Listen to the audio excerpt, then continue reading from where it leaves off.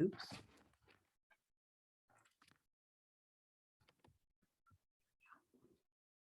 Hey, everybody. Who's Brandon Labby? Does anybody? I'm just going to see who it is. Maybe it's someone we know. Maybe they just have a different name.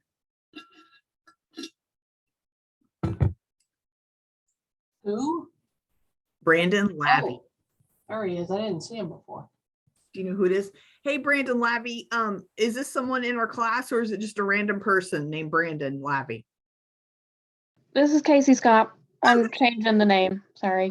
And I understand. You know how to do it. You just right click it and you can. Yeah, I'll get it. Okay, no worries. I just joined in. So. Just didn't want to be Zoom bombed. I'm not a Zoom bomber.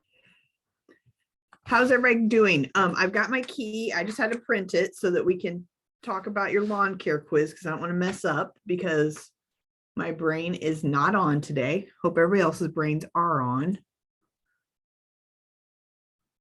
And Bobby is going to get our Kahoot ready to talk about just some fun getting ready for our exam next week. And okay, so I picked a random one and it was lawn review, so I'm going to switch. To a different one. Okay, cool.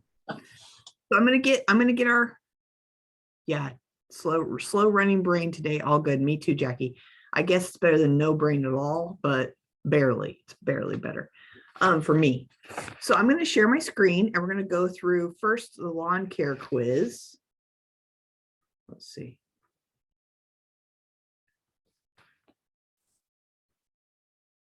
Okay.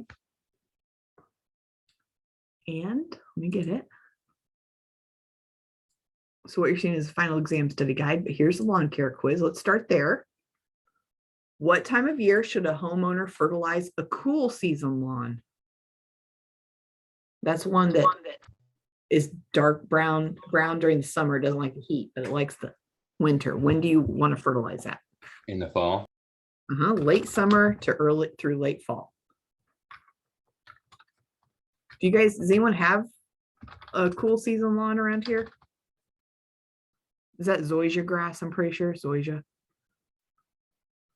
Yeah, I don't have one either. All right. Give 5 important points. Can you guys see this okay? You want me to make it bigger? Give 5 important points to remember when mowing a turf grass area. Ooh, this is good. What's important cultural things to keep turf healthy?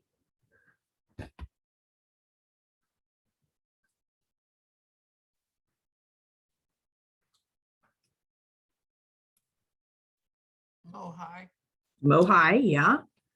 At least 3 inches or above. Mow frequently and don't chop off too much at a time if you've got a high grass. That's right. You want a sharp blade. So mow, don't remove more than a third. Third.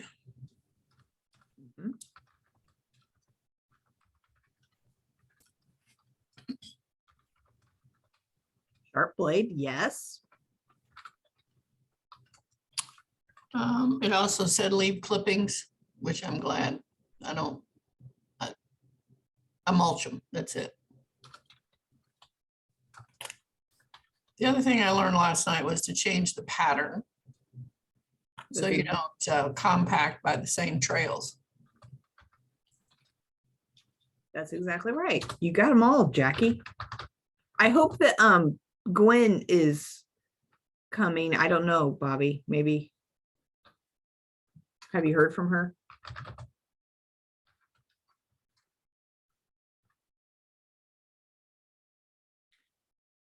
I know that Jessica can't come today. So, all right. Good job. That was awesome, Jackie. You guys, so that I never mow in different directions. I should, but it's always really cool when the people do mow in different directions.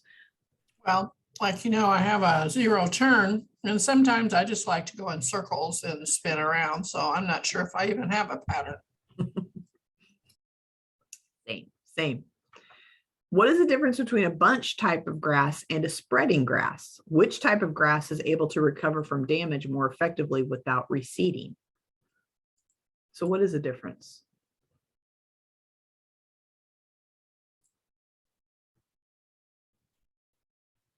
I can tell this is a dumb PDF, so I'm not going to put it in. We're just going to say the answers. The spreading grass uses rhizomes and stolons to spread, versus the bunch just starts over time. It's slower, getting bigger. So I believe the answer is spreading grass is able to recover damage more effectively, but I'm not 100% sure with that. You are correct. That's right. And bunch type grasses, just like you said, do not spread by rhizomes or stolons, but by tillers growing out from the main plant. So they're slower. But those spreading grasses use those rhizomes and stolons to vegetatively reproduce, and they're more able to spread and recover more quickly. You were correct. Good job, Corey. Okay. Choose the single best answer. When is optimum time to seed cool season grasses in north central Indiana? Is it April 1st to the 15th? Is it April 15th to the May 1st? May 1st to May 15th, or August 15th to September 15th? I think the key is up here when we were talking about when do we fertilize it. That kind of helps. So when would you seed it? The same, August 15th through the 17th of September. D. That's right. I wonder how many people in north central Indiana are growing cool season grasses. I really need to know. Which of these turf grass species, I mean, personally, don't you guys like not mowing grasses in the winter, or am I crazy? What are they doing with their cool season grasses in the winter? Are they possibly mowing? I have so many questions. Which of these turf grass species is a bunch type grass? Is it creeping bent grass, Kentucky bluegrass, turf type tall fescue, or zoysia grass? See, That's right. Good job. Cool season turf grass species are recommended for central Indiana.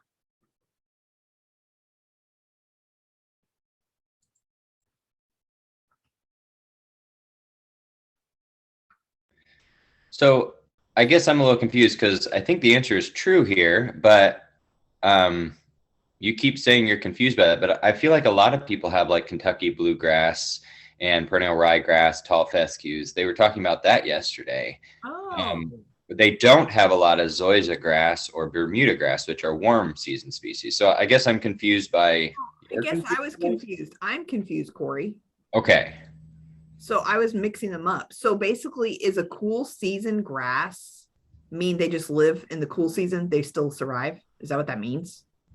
It means daytime temperatures of 60 to 70 degrees are optimal for growth versus warm season are like 80 plus, like Florida and things like that. That's why the Bermuda grasses and zoysia grasses are more south. I thought that's what I'm reading anyways right now.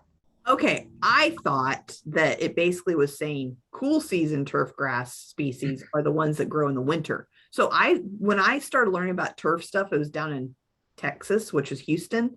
And so we would have St. Augustine, which I guess must be a warm season grass. I didn't know that. St. Augustine is a different type of grass.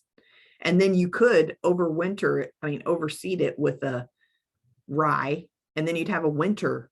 I thought that was a cool season grass. So I totally have it backwards. So obviously I just have whatever grows in my front yard. I don't really know what it is. I think it is bluegrass. So you're saying that is a cool season grass. Yeah, it is. And that's on like, I think it's the second slide from last night or third slide, something like that. Second slide officially. And that's why I was really confused when you started out with like, who has it? It's like, I thought everyone had that. And then Okay, I'm sorry that I'm confused. Okay. Honestly. Okay, thank you. Sorry about that. Sorry to be confusing, but I'm glad you're learning. So see, you taught us. Okay, so basically we all have cool season grasses. Weird. I think there's some people that do have the other stuff because I've seen their lawns turn totally brown, but it's not something I'd recommend, or it's commonly noticed around here. So I'm with Corey that we're cool. Okay. Oh, no. Our grasses turn brown too. I'm very proud of my dead grass in the middle of July that I do not have to mow. Versus all my neighbors have irrigation systems. They're mowing still twice a week. So your grass can die in the summer, I think, and it'll come right back. It's just dormant.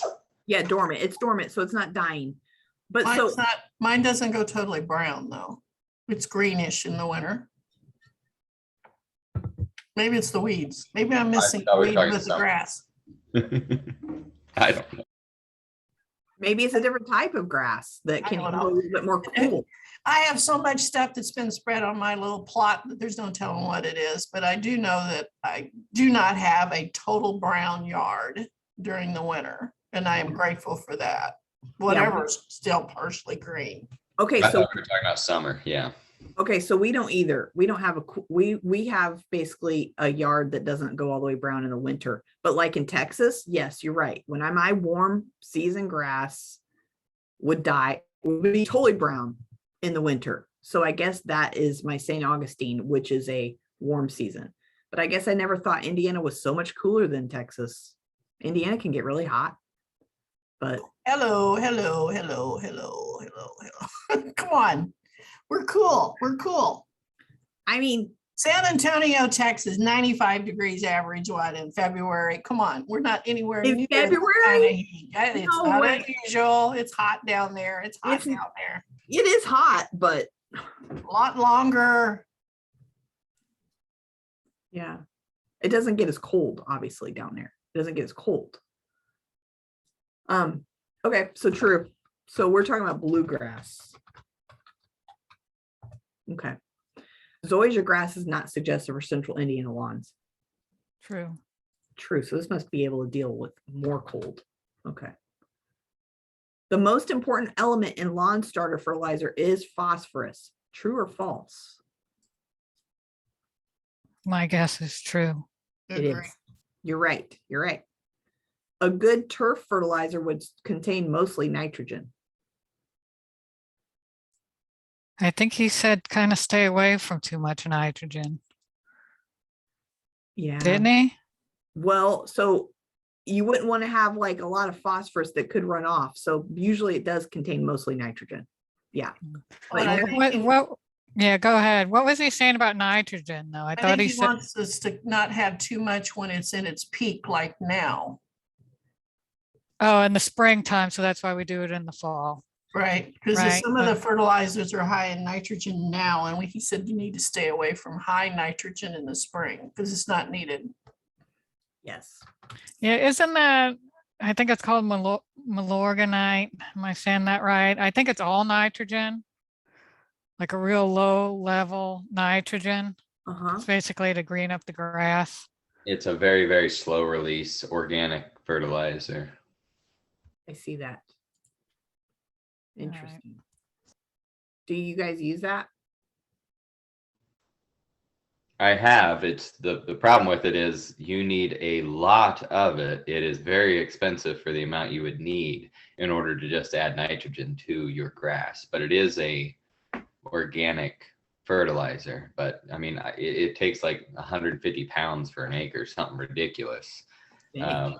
Compared to like just a small bag of whatever you can find of organic urea or whatever it would be. Where's it coming from?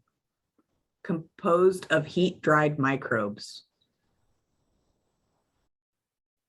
He talked about it last night saying they work. It's just you have to spend a lot more money and time on your yard because it is a lot more product and stuff you're putting on there, but you can use it and go lay down in it. It's not going to harm children or pets or anything like that. That's cool. Huh. Who knew? Thank you, guys. Wow. Lawn clippings should be left on the lawn if they are not excessive. We kind of talked about this. True or false? True. Yep. Bluegrass blends are preferred over single varieties. True or false?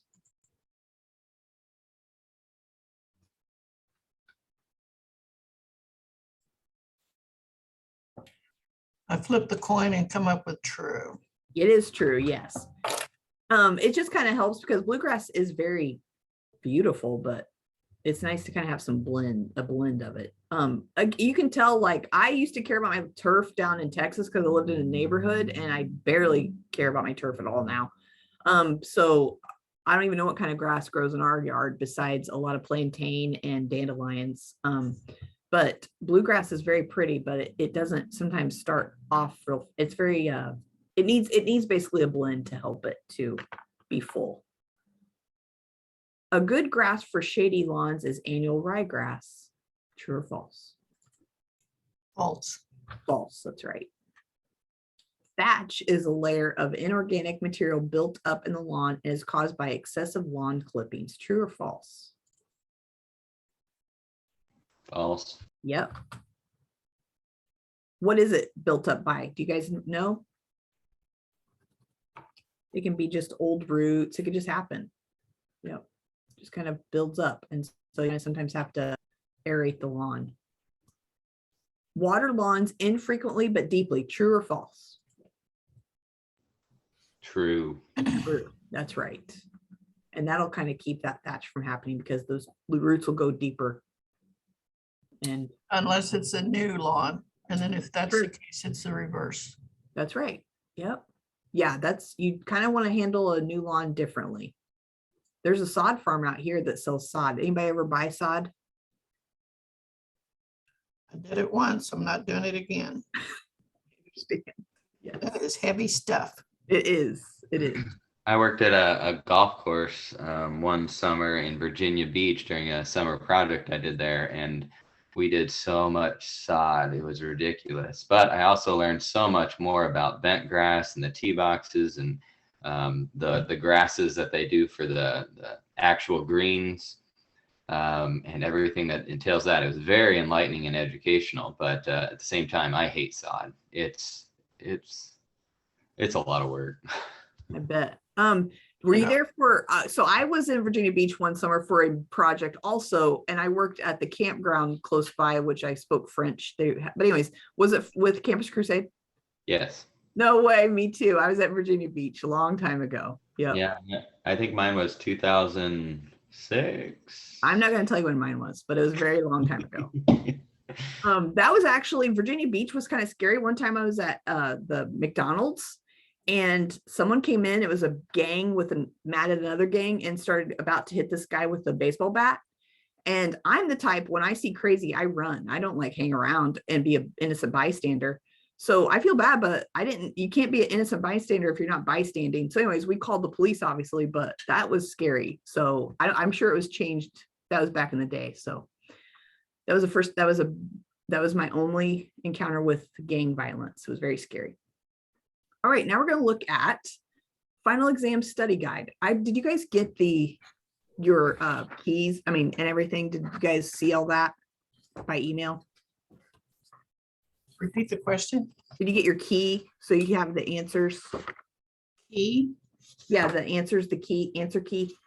Oh, no, apparently that's a new thought for me. Okay. Okay. Well, I sent it by email, but I will send it again. Bobby, I don't think we got the key. I thought we just got the final exam. Me too. I just thought it was a duplicate. So, the answers. Oh my gosh. oh, is it the answer? Oh, so you saw it? Okay, so I I don't know. must not have said what it was, but I thought I sent it with some videos. But anyways, there's the key. I did send it to you, but I'll make sure it's resent if you didn't get it.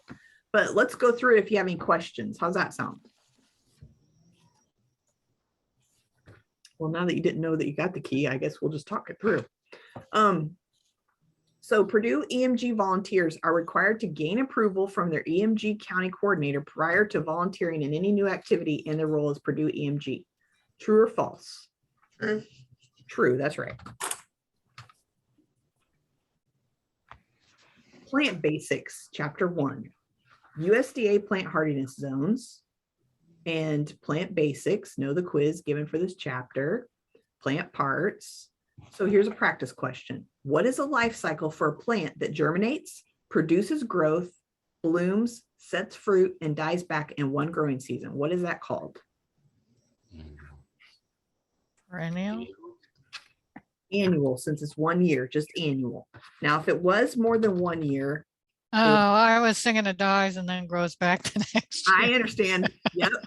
Either, and that probably will be one of those questions. Just make sure you're careful. I'm the same way, Vicky. Indiana soils in Chapter 2. So they're going to wonder about soil pH. Why is it important? Soil composition, soil texture, soil structure, particle size, when, how to test. So here's the question. What is the ideal soil pH to support the growth of horticulture plants? What's that soil pH we want to be at?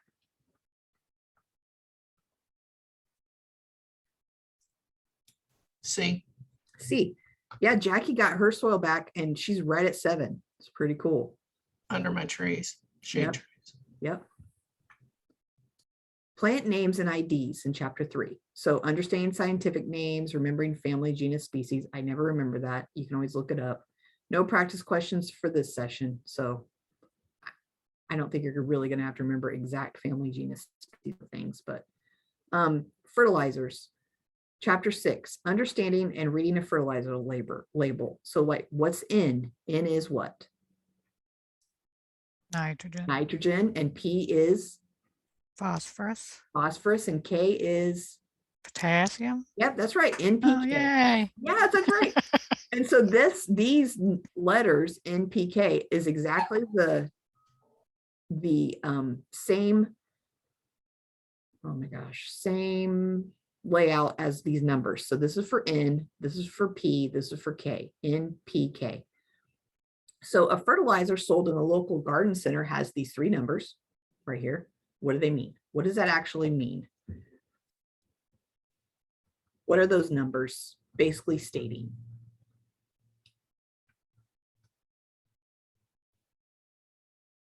It's talking about the percentage of each.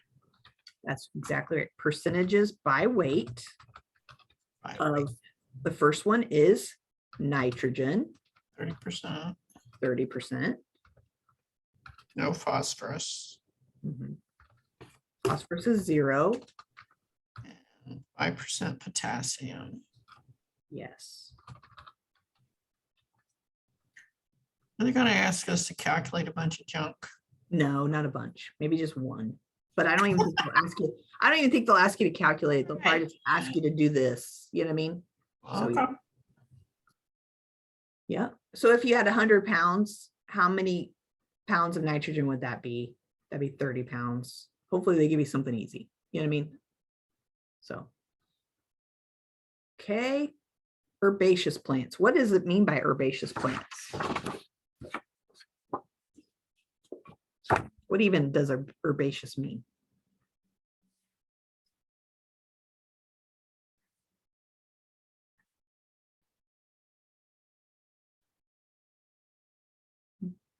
What does herb mean, or herb? It's what? So basically it's not woody, right? It's going to be herbaceous is like leafy. So what kind of plants? Can you give me some examples of some herbaceous plants you grow in your yard? I think I grow just about everything herbaceous other than some a shrub or two and a tree. Yeah, That's what throws me to all this. I think like annuals are petunias, right? Yep, that's right. Yep. Hardies are daffodils. Yep. Tinder bulbs are cannas or elephant ears. I think those can't live here. That's right. Yep. And then there's an invasive. Oh, geez. I pulled blank. Ooh, I've got one. Bobby just did this, made me a really nice folder, a poster about this. A long time ago, people like to plant this as an herbaceous ornamental. It is invasive and it's even poisonous. So you guys One of those like periwinkle? No. I'm not Hemlock. sure about that. So hemlock's one of them. Hemlock. People used to plant this. It's very pretty, leafy. Let's see where right here it becomes. It's like ferny, but then it grows about 8 feet tall, and it's pretty, but it's totally invasive and poisonous. Very unsafe. And you can always know it is poison hemlock by the smooth stem and they're not going to let me see. Yeah, smooth stem and the purple splotches. So make sure you tell your children. I'm sure you probably tell children and grandchildren to be careful, but sometimes when kids are outside, they think, oh, this is so fun to be outside and do things. These are actually hollow stems, and children think it's fun to pretend like they're flutes, and that little children have died, sadly. So try to make sure you always tell them, no matter how much fun you're having, never put things in your mouth unless mommy and daddy say you should, you know, because we don't want to let our kids, we want them to be outside, but there's stuff out there that can actually kill them. Anyways, that's an herbaceous ornamental that is invasive to Indiana.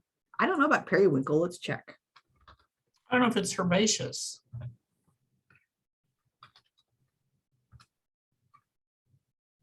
It's leafy, but it's viney.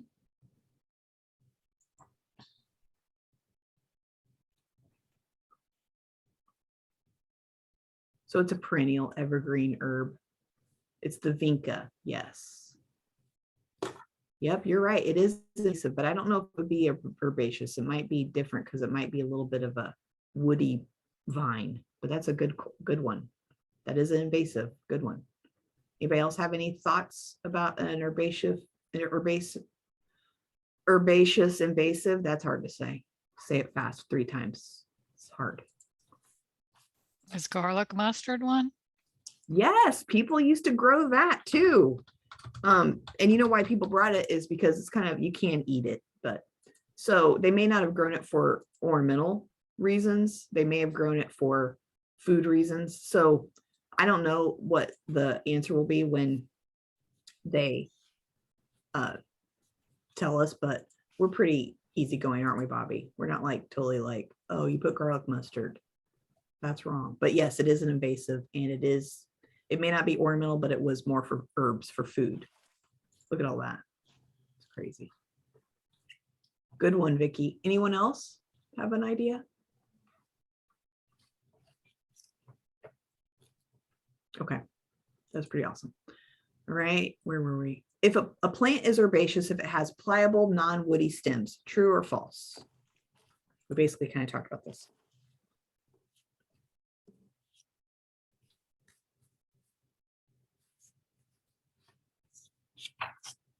It's true. True. Dahlia, begonia, and canna are all hardy bulbs in Indiana. Jackie already told us the answer to this. What is it? I put them up every year. That's false. False, because they're very tender. Yes, they like to be, even cannas usually like to be gotten out of the ground and put somewhere that they won't freeze. I've never grown dahlias or begonias, but I'm sure they're similar. That's cool. I grew dahlias last year from seed, so they're waiting to go back out. That's so cool. How'd you grow them from seed? Did you put them right in the ground? No, I don't do right in the ground very successfully, so I do them from a start tray. That's cool. Cool, Jackie. Okay, woody plants. When do you prune your trees and shrubs? Why? What tools? Types of pruning methods? Here's a practice question. Blade and anvil pruning tools are less damaging to tree branches and therefore are preferred. Blade and anvil. Do you guys remember what the blade and anvil looks like? Is that less damaging? No. Correct. It's false. Smashes, it says, against that anvil. Yes, it does. Yes. Well, it's false. Please explain what is meant by the rejuvenation pruning technique for shrubs. What does that mean?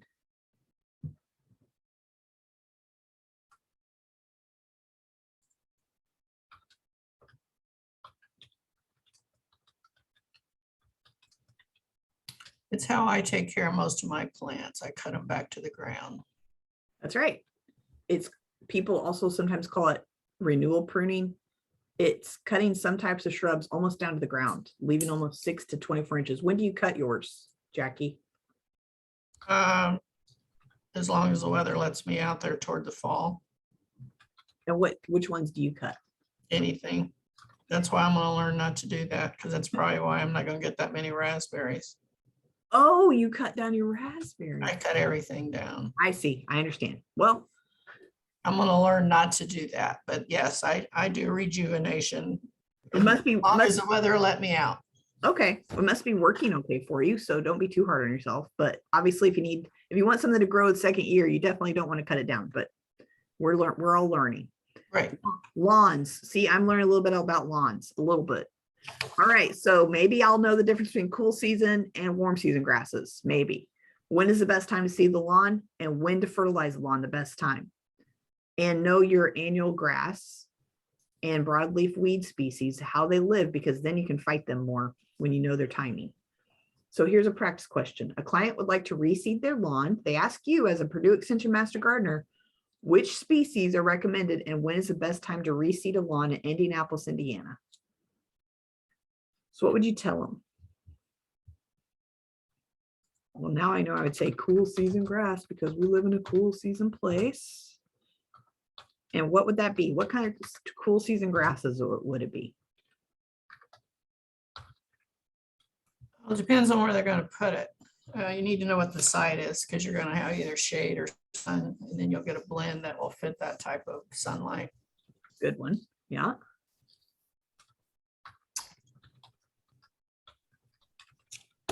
Okay. We talked about creeping something fescue. I think I'm going to try that this fall for shady areas. Yep. Creeping red fescue. The red fescue.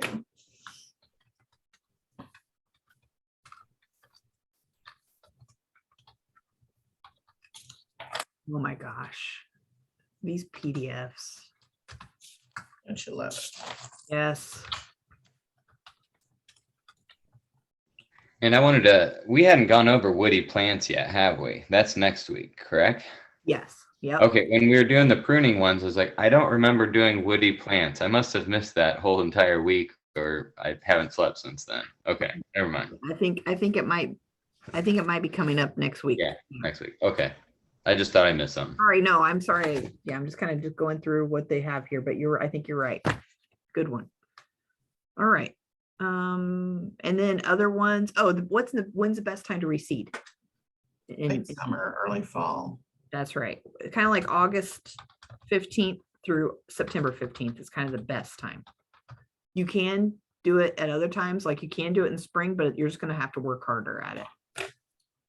Early spring is the best time to fertilize a cool season turf grass lawn. We already kind of talked about this too. True or false? False. False. That's right. The other thing I found on page 309, that list of pictures of all our weeds in our grass, most common. I've got them all. Uh-huh. Now I've got names to go with them. I know when they come up, I just didn't know what their names were, Good. but I'm quite familiar with every one of them. Oh yeah, I see them. Dandelion, crabgrass, white clover, ground ivy. Yep. The only one they don't have is I have one weed that's coming up. It always comes up early in the spring, and when its seeds get ripe, it'll fire at you. It'll throw its seeds in your face. It bombards you. It throws its seeds at you. Well, I know that. I mean, I don't know what would do that. That's one of those weeds, but I know jewelweed does that. But I didn't know you'd have one in your yard. Yep, I've got them, and they come up, they're like a little flat plant. They'll stick up a stem with the flower. They'll set their seeds, and then if you touch them, they'll just like little bombs. They shoot them at you. Does it look like this? Because they'll do that. I don't know if. No color like that. Huh. I'll take a picture and send it to you. Okay, please. That'd be cool. Because when I bend over to pull it, they shoot me in my face. That's annoying, huh? It is annoying in my eyes. I have to put glasses on to pull them. I would love to know what it is. I know jewelweed does that, but I didn't know other ones do. Cool. Let me know. Okay. Please list. Okay, where are we? Vegetables. Example of cool season crops. We've talked about this. Warm season crops. Timing and planting methods for vegetable crops. Please list at least 4 hardy cool season vegetable crops that should be seeded directly into the garden. Do you remember those? Some ideas that don't do well with transplanting.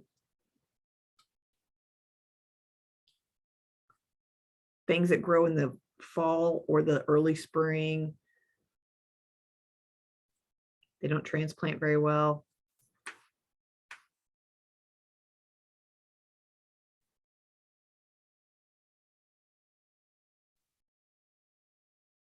I'm guessing not many of us grow cool season crops. Put answers down, but I didn't look at it like they should be, so I'm not sure. I don't remember the shoulds. Yeah. I don't remember the transplanting part or directly sowing, but it'd be like cabbage, lettuce, broccoli, cauliflower, right?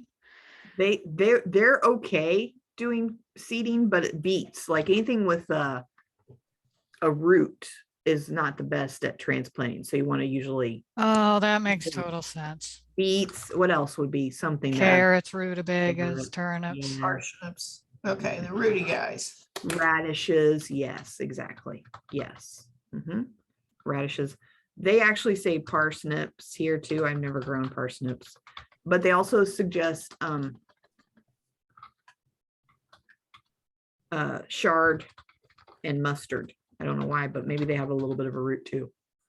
So You like got turnips with the mustard. No, you don't. Take that back. Okay. Erase. I bet turnip might be one since it becomes a root. I bet you would probably want to seed that directly too. So peas, Bobby says peas. Yep. Okay. I heard, well, maybe ahead. not beans. I was thinking beans, but I don't think that's cool season. I think that's warm season. It is, yeah. Cucumber is a warm season crop that can be grown from transplants in the garden. True or false? Speaking of warm season, I just told you the answer. What is it? True. Yeah. Fruit. Do certain fruits need certain soil pH? Practice question. Climate is the main factor affecting the height of fruit trees. True or false? Is that true? No. No. What Root stock. affects? Right. It's the root stock. Yes, that's right. Plant problems. Biotic versus abiotic. Infectious diseases. Disease triangle. Definition of plant disease symptoms. Definition of plant disease signs. Signs are physical presence of a disease organism that helps determine the specific disease affecting the plant. Is that true or false?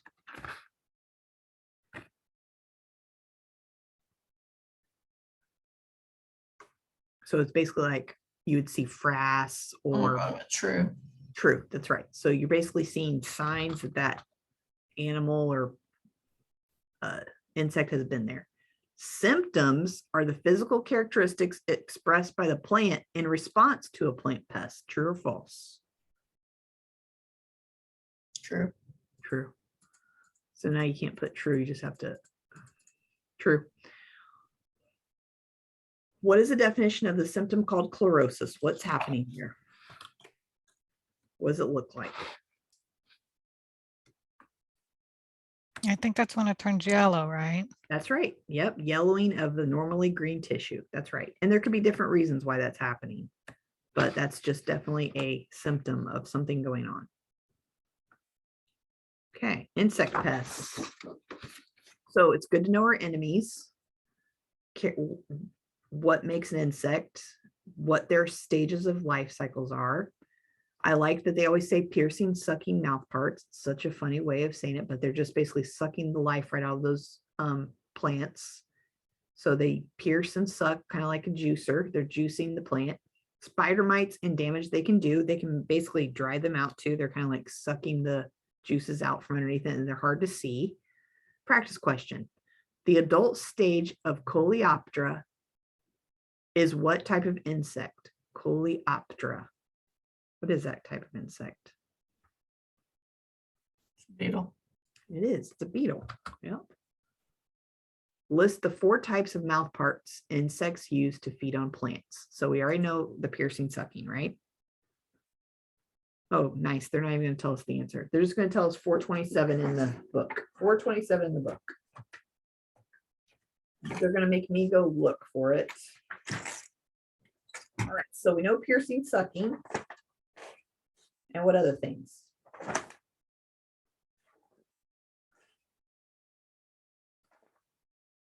I guess. Anybody? I was talking to myself. Me too. Those little pinchy things. Pinchy thing, which is chewing. Is it chewing? Mandible? What is it? Chewing, siphoning, and I forget what rasping is, but that's what it is said. Biting, ripping. Uh-huh. I think siphoning and sucking might be the same, so I'm just going to put siphoning. So Nope, not the same. it's not. Nope. Okay, cool. Thank you. Siphoning is the butterfly. Okay, cool. Okay. according to the book anyway. Oh, thank you. I'm glad. I'm glad you're And you looking. got, yeah, and the rasping. Rasping. Yes, I want to show you guys a rasping. And they said the only one was thrips. Yes. So what they do, I didn't know it was only thrips, but they're basically just scraping. They have this like they scrape, and that's how they get the juices. Oh, okay. I didn't know it was thrips. That's cool. Thank you. Awesome. Well, I that's what love. the book said. Okay, I believe the book. I believe it. Cool. Thank you guys. Vertebrate pest. What do you do about moles? Someone just asked me that question today. Permits for controlling nuisance mammals. An Indiana Department of Natural Resource nuisance deer damage control permit or in-season hunting license is required before shooting a white-tailed deer causing damage to plants. All laws related to this activity must be followed. Is that true or false? When a white-tailed deer is causing damage to plants, do you need to get a nuisance deer damage control permit? I thought true, and I was thinking of Corey. Yep, it is true. That's right. Yep. I But like it. Go ahead, Corey. I just was gonna say I like it. Sure. Yep. Yep. Weeds. Corey and his moles. Uh-huh. We had a situation the other day. Someone came and said, hey, my boss said that there's like a new rule that he can just shoot Canada geese from his backyard. And I said, I'm pretty sure that's not a new rule. I'm pretty sure. But anyways, so I asked the biologist, the DNR biologist, and she said, I wonder if that person may have a nuisance permit, but they really shouldn't be telling other people about it. And she asked me his name. I didn't know his name. But so then it was weird because Greenfield Gabber is like a local Facebook page. There was a person who was working in the drive-thru for Taco Bell and said, hey guys, can anyone just kill a lot of the Canada geese? Because someone just came through with a really big truck full of dead Canada geese. And he was like, is it okay to just shoot them? Anyways, the conservation officer was called. And anyways, he contacted me. He was like, what do you know about this truck full of Canada geese? And I said, oh, I didn't know about that part. I just knew about someone telling me their boss, said that. And he was like, oh, I think that was a person who had a nuisance permit, but he shouldn't be talking about it like that. So anyways, but they keep track of that kind of stuff. And they definitely, you have to get a permit. And those conservation officers are basically like police officers watching out for our natural resources. So that was an interesting week. So are you saying I can get a nuisance permit and shoot things? Maybe not if you're living in a neighborhood. The But yeah. neighborhood might prohibit it, but the nuisance permit, I could. Yes, correct. Okay, all right. I gotta watch But your out for my neighborhood and your city may have other laws that affect the ability of how to kill whatever it is you're dealing with. So I don't have any guns. I don't have a problem with people that have guns. I just need to make sure when they're ready to start shooting to lay low. yes. Usually you can't do it in city limits, that's for sure. All right, what is a weed? What is the basic definition of a weed? You guys remember that one? Any unwanted plant basically to that person. Some people don't think certain things are weeds and others do, but anything unwanted to that person. That's right. Yep, that's on page 461. Yep. And it's basically in the eye of the beholder. Yep. Good job. And pesticide principles. Today I saw someone spraying pesticides out on the roundabout, and guess how warm it was? It's only 41 degrees. Do you think that herbicide is going to work? Probably not. Nope. It has to be at least 50, and it was also windy. So yeah. How to keep pesticides where you want them? Well, read the label and only do it on non-windy days. Integrated pest management. What does that mean?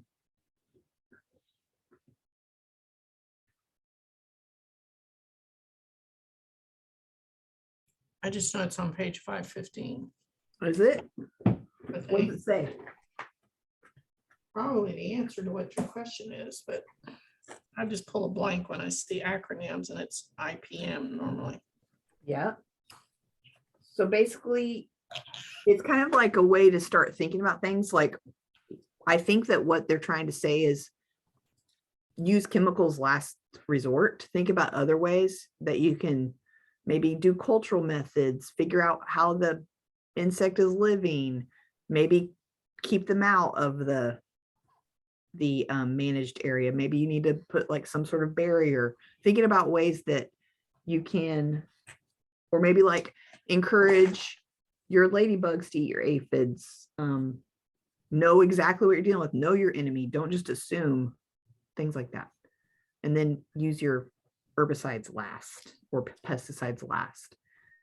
I think when I, Go when I ahead. see the integrated pest management, I always think of the triangle. I'm not always sure I remember the three sides, but I believe that's what you just described.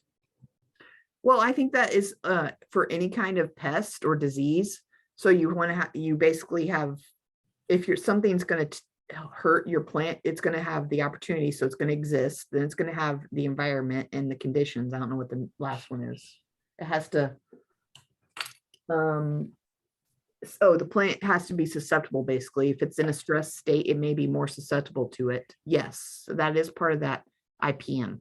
The different way of thinking about the IPM is making sure you're trying to make all those triangle parts not happening, at least breaking one of those triangle legs. Does that make sense? So like if you have trouble with powdery mildew, maybe watching for, I don't know, too much water if possible. So that would keep the environment down if you can. Watching those signal words and pesticide toxicity, staying safe. So what is the level of toxicity for each of these signal words? Which one's the most dangerous? Do you remember?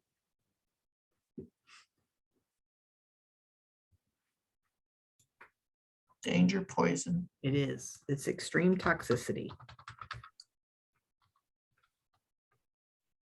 Extreme. And then caution is the least.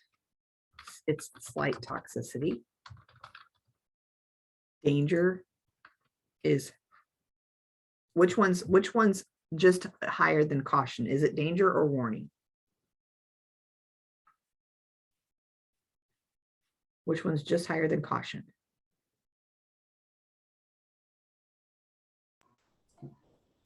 I would think it's warning. It is, right. That's right. So it is moderate toxicity. And then danger is high toxicity. Anybody have questions about that? Okay, what about this? Is the pesticide label a legal document or not? Is it or is not a legal document? So the pesticide label is not a legal document, true or false? False. False. And does everybody know how to find the EPA pesticide document for anything?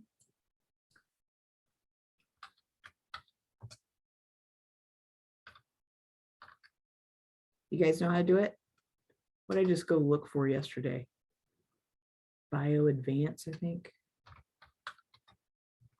Yeah, that's what it was.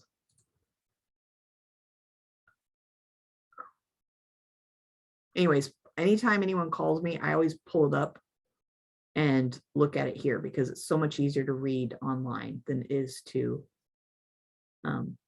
read it on the package. Obviously, I don't have the package here, so then I can send this to people. This lady asked if she could use something to kill her Japanese beetles on a certain plant. And so I just did Control F and look up Japanese beetles.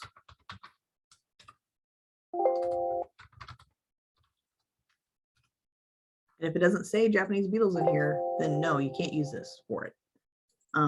Because it will be explicit in what it is used for. Okay, so that's very helpful. Just put EPA in the name of the product and you can see its product label and read it and how to use it, how to stay safe using it. So you just send them the link. The label for a pesticide product states that it is for outdoor use only. This is like that man in his crawl space, the crawl space guy. Can it be used for indoor plants? If they're indoors? Nope. Right. No. Why? because we must follow the label. B, stay safe.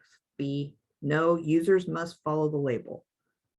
Now, if there are indoor plants that were left outdoors forever, that's totally different. I mean, if it's written for those plants, but not if it's not acceptable for those kind of plants or whatever you're trying to kill. But if it's indoors, you don't use outdoor products. Invasive species. Know what are illegal invasive species in Indiana and how to control them. Is purple loosestrife legal to distribute in Indiana? True or false? I bet you that's an herbaceous one that you could put. False. Yep, false. That's right. Anybody have any questions about all that? That was a lot. If I have any questions, remember, you don't have to remember all these things. You can look it up in your book and you can look on your policy guide. Anybody have any questions about any of those practice exam questions? So let's just do a fun one. So do you see Bobby has kahoot.it? You copy that in the chat. Let me show you what I do. I copied it. So what you do to copy something is or you can even do this. Let me just show you something easier probably. So go right here and put www. Go to your browser and put kahoot.it,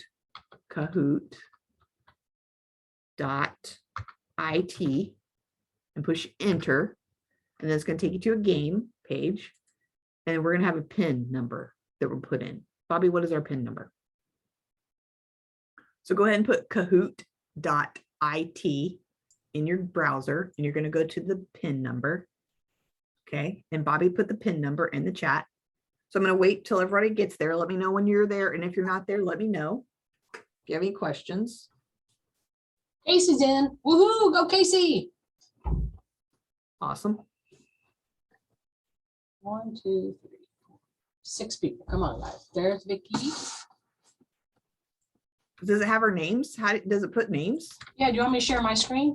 You want to Okay. I just thought it was going to be anonymous.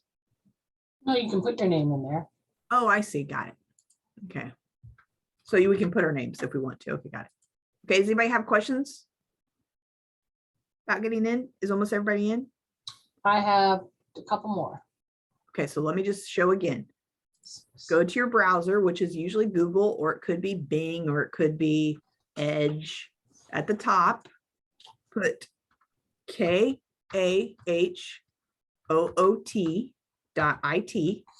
It's just a game. You push enter and you'll go to that website. And then it's asking for the game PIN number, which Bobby put in to the chat. You just have to type it in. It's 3329-517 and push enter. And this is something you can do later, right, Bobby? You're going to share this so people Yeah, can practice. I'll send you guys an email probably tomorrow, and it'll have, like, it'll say Woody Ornamentals Review, and it'll have a link with a game pin, and you can go in there and play it as many times, I believe, until the end date that we have to set. Tell the what? I couldn't hear what you said, Bobby. Oh, I'm sorry. I don't know where my microphone is. I'll send an email out tomorrow, and it'll have all the links for each of the different reviews. So each class you guys have taken, there's a review, and we put questions in, I put answers, and you can play them as many times as you want. Thanks, Bobby. You're welcome. I think we have one more. Gwen, are you gonna play? It might be me. Oh, no, it's not me. No, you're in. Okay. I think I might have to share my screen to see the question. I don't know if you can see the question. Okay, I'm going to stop sharing and you go ahead and share, and then we'll just show people how to do it. And even if everybody's in, we can just watch. Oh, Gwen's on a college tour. Have fun, Gwen. I hope it's fun, Gwen. That's really fun. Congratulations to your daughter going to college. That's awesome. All right, so go ahead and share, Bobby, whenever you're ready. Okay. I'm trying. Uh-oh, can you see the screen now? It looks great. I see it. Okay, I'm gonna hit start. Okay. You guys ready? Mhm. We're doing animal pest review. And so you'll see it on your own screen and you'll answer on your own screen. And then we'll see the answers on Bobby's screen True or after. false, browsing damage to trees and shrubs caused by deer has a clean 45-degree cut.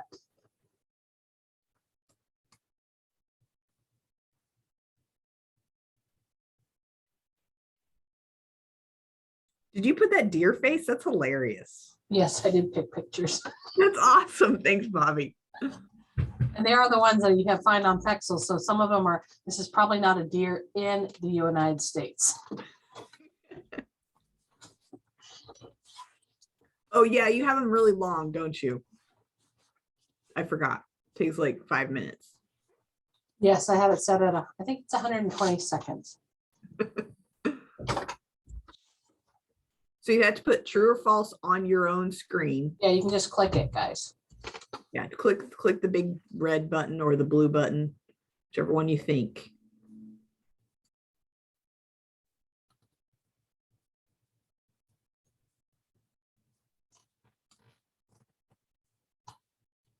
How many people do we have that We need have to 5 answers out of 6. Okay.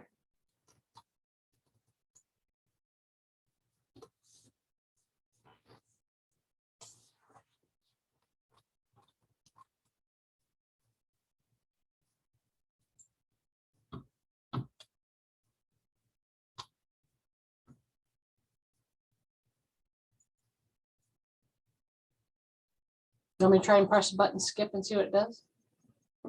No, we'll wait 20 seconds. We're learning. We're all learning.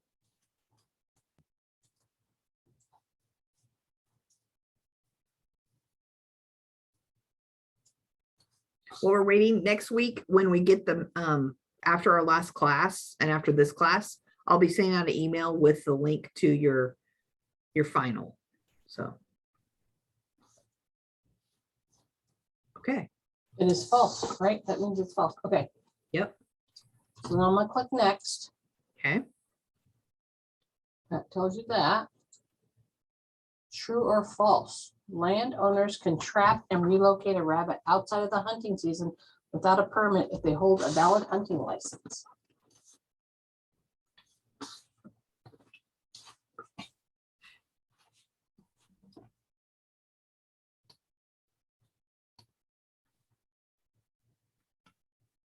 These are tricky questions, I think.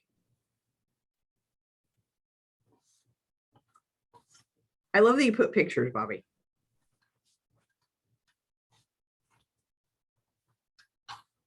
Some of them are multiple choice, I think, so they won't have a cute picture.